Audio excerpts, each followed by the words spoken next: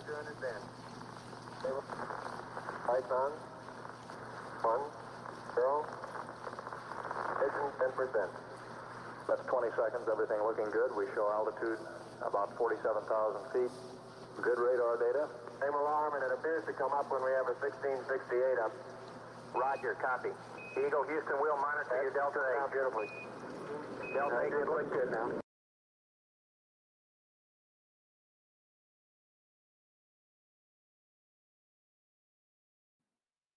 Donc ça, c'était le premier extrait pour vraiment vous montrer un peu l'appareil scénographique et la thématique.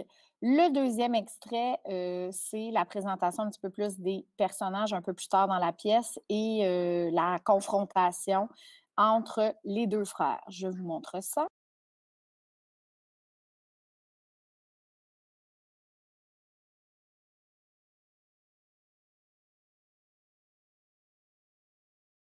Sud-ouest des États-Unis avant de se... 10 heures 5 heures. Sud-ouest des États-Unis.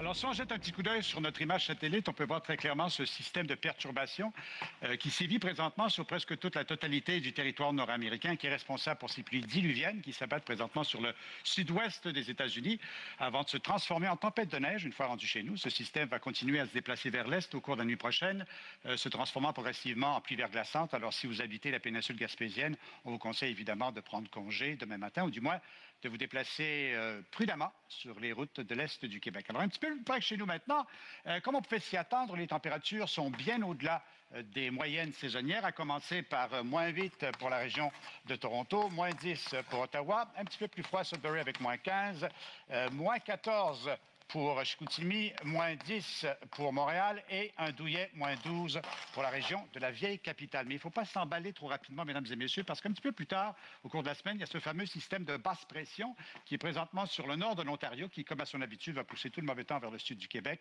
nous apportant des températures beaucoup plus proches des moyennes saisonnières. Mais il faut s'encourager parce qu'à partir de demain matin, les journées vont commencer à allonger avec un beau soleil qui va se lever à 7h35 pour se coucher à 16h15. Alors voilà, c'est tout pour aujourd'hui et de part de tous les employés ici sur la chaîne météo, j'ai profité de l'occasion pour vous souhaiter un très, très, très joyeux temps des fêtes et t'encourager à prendre cet argent-là pour aller faire un petit tour dans le sud. Tu as 55 ans, Philippe, tu n'as jamais mis les pieds dans un avion, c'est pas normal. À chaque fois que j'essaie de t'aider, c'est toujours la même chose. C'est toujours de me désamorcer. Tu sais, c'est quoi ton problème, mon gars? Tu as trop d'amour propre, tu es trop orgueilleux. Bon, où est-ce que je signe, moi, là? Au-dessus de ton nom. Ouais. Est-ce que lui avait trouvé un nom au poisson? Oui, Beethoven. Beethoven. Il l'appelait Beethoven. Ouais. Pourquoi? Parce qu'il est sourd comme un pot et il joue la 9e quand tu le nourris. Alors, comment ça s'est passé, ta présentation de thèse? Très mal. J'ai encore été refusé, là. Ah ouais? Qu'est-ce que tu vas faire? Ben, je sais pas trop. Je vais essayer de trouver quelqu'un, une sommité, là, pour appuyer ma théorie, puis je vais aller en appel. C'est pas mal plus courageux que moi, mon gars, parce que moi, après 2 refus, je te dis que ça ferait longtemps que je t'aurais tout calissé ça là. Tu sais ce que je pense? Moi, je suis convaincu que c'est pas le contenu de ta thèse qui est problématique. Moi, je suis certain que c'est ta présentation qui laisse à désirer. Je te dis. Ben, parce qu'à chaque fois qu'il y a plus que 3 personnes dans une même pièce qui t'écoutent parler, là, tu es nerveux, puis là, tu bafouilles, puis tu bredouilles. Tu sais ce que tu devrais faire? Tu devrais faire cet exercice qu'on faisait, nous, à l'école des annonceurs. Tous les matins, il fallait qu'on se place devant la classe et qu'on répète haut et fort, je parle fort et je ne suis pas ridicule. Je parle fort et je ne suis pas ridicule. Et tu le répètes autant de fois que tu as besoin jusqu'à ce que tu sentes là, que tu as l'énergie, tu sais, pour livrer la marchandise. Hein? Bon, alors là, qu'est-ce que tu vas faire là, si tu n'obtiens pas ton doctorat? Tu as l'intention de passer le restant de tes jours sur des programmes de pré-bourse, c'est ça? Qu'est-ce que tu veux que je fasse d'autre? Ben oui, mais si tu n'étais pas si frileux, moi, je te présenterais quelqu'un là qui pourrait vraiment t'aider. Non, j'ai pas besoin de conseiller financier. C'est pas un conseiller, c'est un médium financier. C'est pas pareil. C'est une dame qui lit dans les portefeuilles, comme une cartomancienne. Est-ce qu'elle fait ce qu'elle vérifie si tu respectes l'argent? Parce que si tu respectes pas l'argent, il ne va pas te respecter, lui. Alors, ce qu'elle fait, c'est qu'elle regarde l'état de ton portefeuille, comprends-tu? Elle regarde s'il est abîmé, s'il est neuf, si c'est de la cuirette ou du cuir véritable. Ensuite, elle regarde l'état des billets. Hein, si les 5 sont avec les 5, les 10 avec les 10, les 20 avec les 20. Puis ensuite, elle t'aide à te débarrasser de tous les trucs que tu trimbales là, dans ton portefeuille que tu n'as pas vraiment besoin pour faire de la place, pour accueillir de la nouvelle argent. Parce qu'elle croit là, que l'argent, c'est comme un visiteur, OK? Si ça ne se sent pas bienvenu quelque part, bien, ça ne reste pas, tabarnak. De toute façon, j'en ai pas de portefeuille. Ben oui, mais pauvre con, si tu n'as pas de portefeuille, comment tu trimbales tes cartes de crédit? Ben, j'ai pas de carte de crédit non plus. Mais même si tu n'as pas de carte de crédit, comment tu transportes ton argent? André, c'est pas difficile, j'en ai pas d'argent. Oui, mais tu en aurais de l'argent, Philippe, si tu acceptais les 5000 malheureux dollars que maman m'a légués et que je t'offre ce matin sur un plateau d'argent. Je veux dire, tu es beaucoup trop respectueux de ce petit bout de papier, là. Je veux dire, maman, elle est morte, elle s'en fout pas mal, elle, que ses derniers vœux n'ont pas été exécutés à la lettre. Je veux dire, tout ce qui lui appartenait, là, hein? Ses meubles, ses vêtements, son foutu poisson rouge. Plutôt que faire une grande vente de garage, là, pour essayer de ramasser un petit peu d'argent de poche, non, toi, tu as décidé d'amener tout le Bataclan ici, dans ton petit appartement, où ça respire pas. Tu fais pas de place pour que les choses t'arrivent, Philippe. Tu fais pas de place pour que la chance te visite. Où est-ce que tu as mis mon manteau, là? Dans le placard derrière toi.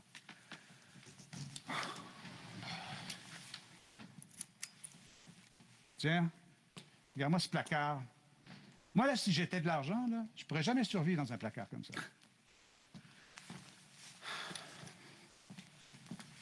Salut. Tu me rappelleras quand tu seras parlable. C'est ça, oui.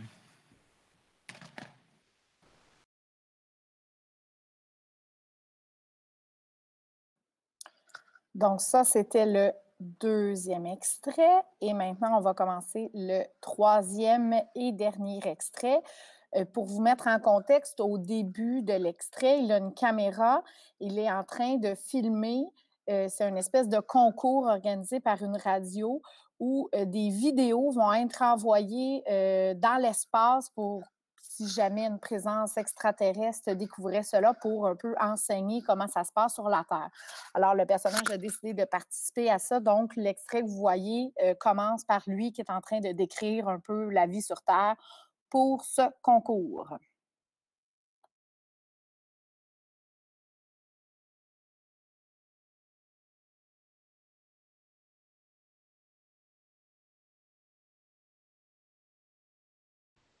Il est très pratique pour le travail aussi, parce qu'étant donné que je suis encore aux études, il faut que je joigne les deux bouts. Alors, la fin de semaine, je fais un petit peu de sollicitation par téléphone. Et puis, après ça, au bout du corridor, c'est les toilettes. Certaines personnes vous diront que c'est plus élégant d'appeler ça une salle de bain, mais quand c'est petit puis mal propre comme ça, parce que le propriétaire n'a rien refait depuis 40 ans, moi, j'appelle ça une toilette. Alors voilà, c'est à peu près tout. C'est ici que j'habite, que je travaille. Bon, évidemment, il y a toutes sortes de placards là-bas que je ne vous montre pas parce que c'est vraiment sans aucun intérêt. À part celui-là, ici, celui-là, je peux peut-être vous le montrer. Ça, c'est un placard qui contient toutes sortes de vêtements qui appartenaient à mes parents. Alors, il y a des vestons et des chemises qui appartenaient à mon père, des robes qui appartenaient à ma mère, une boîte à chapeau, une paire de souliers de femme. Il faut dire qu'à l'époque, ma mère en avait des dizaines et des dizaines parce que c'était une femme très élégante et c'était très important pour elle que chaque paire de souliers soit appareillée à la robe qu'elle allait porter le soir même. Parce qu'elle sortait beaucoup. C'était une femme très populaire avec une personnalité vraiment extraordinaire. Donc, elle se faisait inviter dans toutes sortes de galas puis dans des cocktails. Mais ça, évidemment, c'était l'époque où elle avait une vie sociale parce que quand mon père est décédé, il a fallu qu'elle se mette à travailler pour nourrir ses enfants. Puis disons que le soir, elle était trop fatiguée pour aller danser. Puis le temps a passé, puis bon, il a fallu qu'elle se débarrasse de toutes ses belles robes de soirée, puis même ses beaux souliers. Elle ne pouvait plus les mettre parce qu'elle n'avait plus de pieds pour les porter. Les docteurs ont commencé par lui enlever les orteils. Ensuite, ça a été les pieds. À un moment donné, ça a été les jambes, là, coupées juste en dessous du genou. Donc, c'était assez catastrophique parce que ma mère avait de très belles jambes. C'est d'ailleurs la partie de son anatomie dont elle était la plus fière. Mais bon, ici sur Terre, c'est le genre d'épreuve à laquelle on est confronté. Et comme le disait si bien un grand philosophe du 20e siècle qui préfère garder l'anonymat, dans la vie, t'endures, puis tu meurs.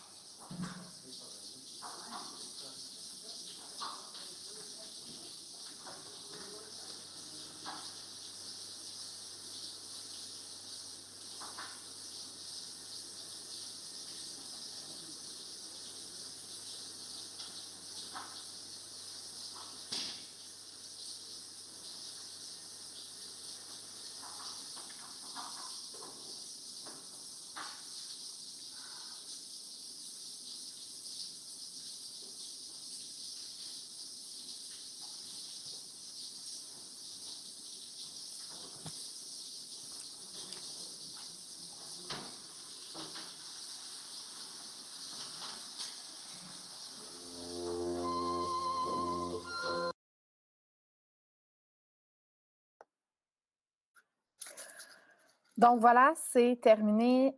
C'était les 3 extraits sur lesquels vous basez pour faire votre travail. Donc, s'il y en a qui pensent qu'ils ont vu tout ce qu'ils ont à voir à partir de maintenant, vous pouvez quitter. Sinon, je vais représenter les 3 extraits une autre fois. Voyons.